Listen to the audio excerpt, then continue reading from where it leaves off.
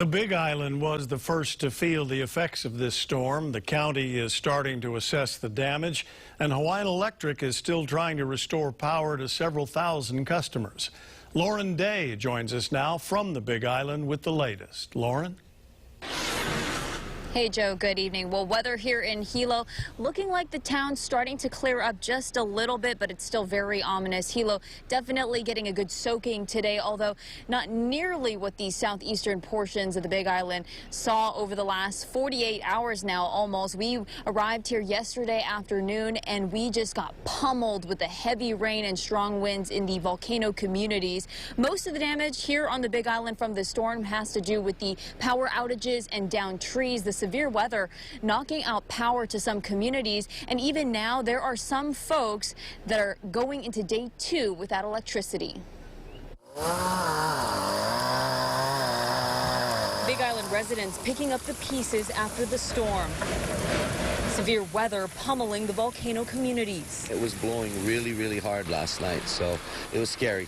Power went out about 2:30 yesterday, and it's been flickering on and off, but nothing steady at all. The howling wind bringing down 3 massive trees on his property. We heard a big crack and then a boom. The Smith family got lucky. They tell me so far it doesn't look like their roof was damaged, and if this tree had fallen just 2 more feet to the right, take a look, it would have completely wiped out their water catchment. No more water. 10,000 gallons of water gone, and then I have to pay to get another one, and they cost about $5,000. Down trees not just impacting power, but also water. We had a tree that fell over a water tank in Hilo, in upper Waikiauka, and that took about 250 people's homes, well, actually 250 homes off of water. David Smith says he's just grateful because the damage could have been a lot worse. God had his hand on us in this storm. It could have been a whole lot worse. So I'm just thankful that we're safe. Our house is safe. My Jeep is safe. The catchment is safe. So we'll just hunker down until it's over and move forward.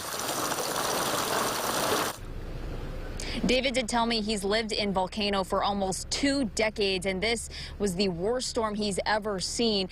Obviously, as you can understand, first responders, Hawaiian Electric crews, they have been just so busy, swamped with work, trying to clear the debris, pick up all of those fallen trees, and restore power to the area. Mayor Mitch Roth says if you are a Big Island resident that has damage from this storm, report it to Civil Defense. We have a link to that on KHON2.com. Reporting live from Hilo, Lauren Day, KHON2 News, working for Hawaii. Back to you.